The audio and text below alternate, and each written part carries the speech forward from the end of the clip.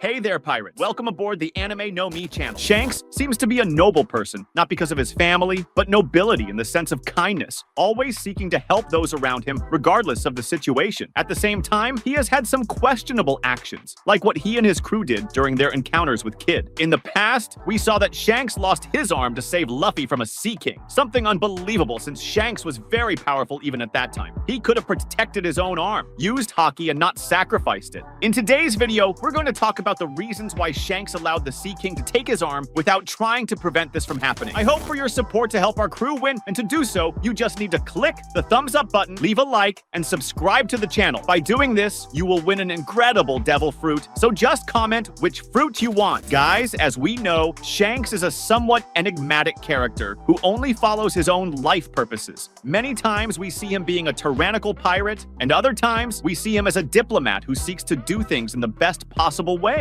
One of the most significant events that marked his life was during the time he spent with the little boy who dreamed of becoming a great pirate, the little monkey D. Luffy. Right during his introduction in the story, Shanks, the pirate who inspired Luffy to dream of going to sea, sacrificed his left arm, the arm he used to wield his sword and compete for the title of the world's greatest swordsman, to save Luffy from losing his life to the Sea King. However, there is a question about Shanks' motivations for this. After all, at that moment, Shanks could have easily taken the life of the Sea King, could have stopped the sea monster with Conqueror's Haki, or defended himself with Armament Haki, but instead he chose to let the creature take his arm. For a long time, this great doubt remained unanswered as to why Shanks allowed his arm to be taken instead of taking the life of the Sea King. Sometime later, we had an apparent answer from Shanks himself, an entirely unexpected answer, but one created by Oda to make us see Shanks as a hero, to make us believe that he truly has a good heart and expected great deeds from Luffy. Shanks would have given his arm in exchange for the life of the Straw Hat Pirate. As Shanks said, he gave his arm in exchange for this new generation of pirates, allowing Luffy to live and become a powerful pirate who would change the course of the world. But today, we can see this differently. Shanks seems to have tried to manipulate Luffy's destiny that day to ensure he would fulfill his fate. As you may remember, Shanks and his crewmates watched as Luffy, still a young child, did something completely unexpected just to prove his worth. Luffy had cut below his left eye with a small blade. To the boy, this was an attempt to show Shanks' crew that he was brave and worthy of joining the red-haired crew, something that astonished all the pirates but excited them with Luffy's act. After all, they were pirates. They then threw a party at Party's bar to celebrate Luffy's courage, during which Shanks scolded Luffy for being so foolish and once again said he wouldn't give Luffy permission to join his crew. Shanks said he felt the boy was still too young and inexperienced, and that he didn't know how to swim, and a pirate needed to know how to swim. Many people at this moment focused on Shanks' statement, saying that this is why Shanks' crew has no members with devil fruit powers. But this is not the main point of this conversation. After tricking Luffy into drinking juice, Shanks told him that he and his crew would leave the village after 2 or 3 more trips, to which Luffy said it would give him time to learn how to swim. At that moment, some people believed they were looking for Ace, thinking he would inherit Roger's legacy. But what we can notice is that Shanks, even if Luffy learned to swim, wouldn't take him with him. This goes beyond Luffy's age, but rather his strength.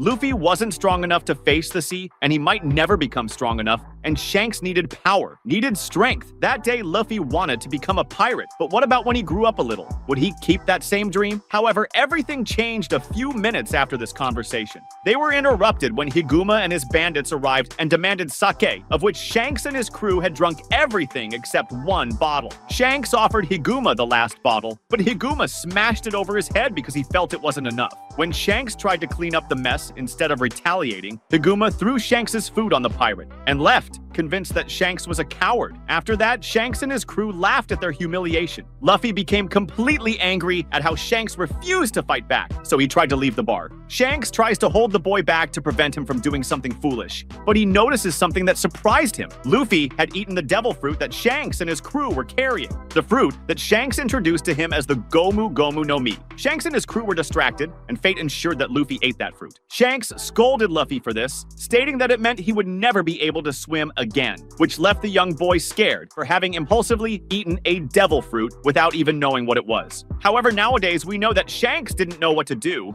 After all, that devil fruit was extremely important. It was the Hito Hito no Mi, Model Nika, the fruit of the sun god. And Shanks believed that Luffy wasn't the chosen one to eat that fruit. He was just a child with a dream. A few days later, Shanks and his crew set out to sea, leaving Luffy behind again because he wasn't ready to be a real pirate, and because Shanks didn't know what to do for that boy. Eventually, Higuma returned and took Luffy hostage when the little boy insulted him. As Higuma prepared to take Luffy's life, Shanks and his crew, having returned from their adventure on the seas, appeared nearby and teased Luffy about his claim of having a punch as powerful as a pistol. Higuma warned Shanks to stay back, and as Shanks began to approach him, one of the bandits put a gun to his head, trying to prevent Shanks from getting closer. However, Shanks just told the bandit not to point a gun at someone to scare them because it was an ineffective tactic. Immediately afterward, Lucky Roo shot the bandit in the head, shocking all the bandits witnessing the conflict. When the other bandits claimed that this was dirty, Shanks pointed out that he and his crew were pirates before telling Higuma that he would never forgive anyone for harming his friend, no matter their reasons. After Ben Beckman defeated the rest of the bandits, Higuma tried to claim that Luffy was the one who started it, but Shanks stated that it didn't matter, and in fear, Higuma used a smoke bomb and escaped. At that moment, Shanks had already noticed that he needed Luffy to inherit the Pirate King's purpose, and he needed to protect his captain's fruit. For this reason, saving Luffy was more important than his own life. Higuma could never have escaped from Shanks that day, yet he did and took Luffy, something that wouldn't have happened if any of Shanks' crew members had wanted to stop him. They arrived at just the right moment to save Luffy, and even so, they let that villain escape with him. Just as they found Luffy when they arrived in town, Shanks went to sea and reached Luffy, who had been thrown into the ocean by Higuma after he continued to provoke the bandit leader. And how could Shanks do this if not by using observation Haki?